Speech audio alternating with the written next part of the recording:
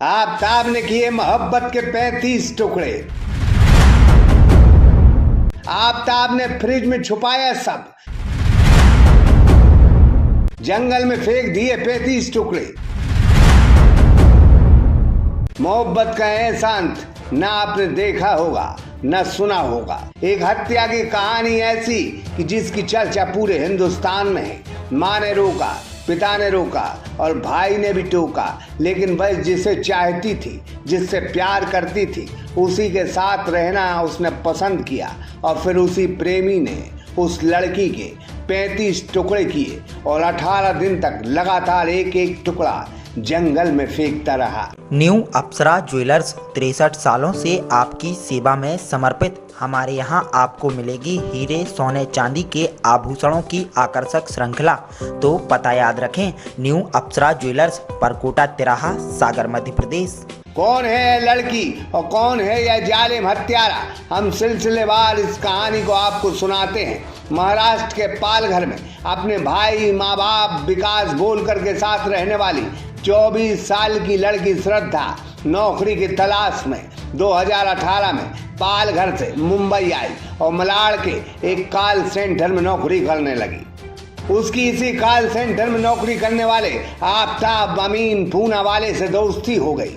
दोस्ती प्यार में तब्दील हो गई और दोनों लिविंग रिलेशन में रहने लगे। 2019 में यह बात श्रद्धा ने अपनी माँ को बताई। श्रद्धा के माँ बाप अलग अलग रहते थे और श्रद्धा अपनी माँ के साथ रहती थी। श्रद्धा की यह बात सुनकर माँ सुमन नाराज हो गई और उसने अपनी बेटी को लाख बार समझाया कि वो लड़का मुस्लिम है और हम हिंदू हैं, लेकिन श्रद्धा नहीं मानी और अपनी माँ से लड़ाई कर वापस मुंबई आ गई। इसके बाद उसने माँ बाप से मोबाइल पर भी बात नहीं की। वक्त आगे बढ़ता गया और फिर 2020 में श्रद्धा की माँ की मौत हो गई। इस बार पिता ने श्रद्धा को समझाया कि वह आफताब से संबंध न बनाए, लेकिन वह नहीं मानी और फिर वापस मुंबई चली गई। इसी बीच एक दो बार भाई और पिता से मोबाइल पर बात हुई। कहा कि आफताब उसे मारता है, लेकिन फिर वह माफी मांग लेता है, हम तो उसके साथ ही रहेंगे। इसी बीच फिर शायद कभी भी श्रद्धा ने अपने पिता को कॉल नहीं किया। 2022 मई को यह दोनों दिल्ली के छतरपुर आकर शिफ्ट हो गए और वहीं रहने लगे, जहां 18 मई को आफताब ने गला दबाकर श्रद्धा की हत्या की और एक बड़े फ्रिज में उसकी बॉडी रख दी और फिर मोहब्बत के 35 टुकड़े कर करके 18 दिन तक उन्हें एक एक कर जंगल में फेंकता रहा। लेकिन इसी बीच नवंबर माह में जब श्रद्धा का मोबाइल बंद था तो पिता ने छतरपुर पुलिस स्टेशन में अपनी बेटी की अपहरण की शक की रिपोर्ट दर्ज कराई।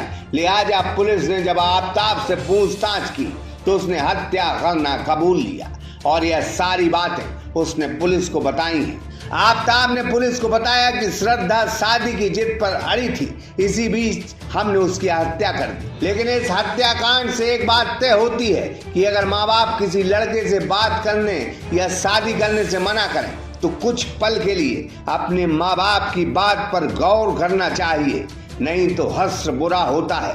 श्रद्धा की मोहब्बत का बेहद बेहद बेहद दुखद अंत हुआ है। श्रद्धा अब इस जमाने में नहीं रही। सागर एक्सप्रेस न्यूज की ब्यूरो रिपोर्ट।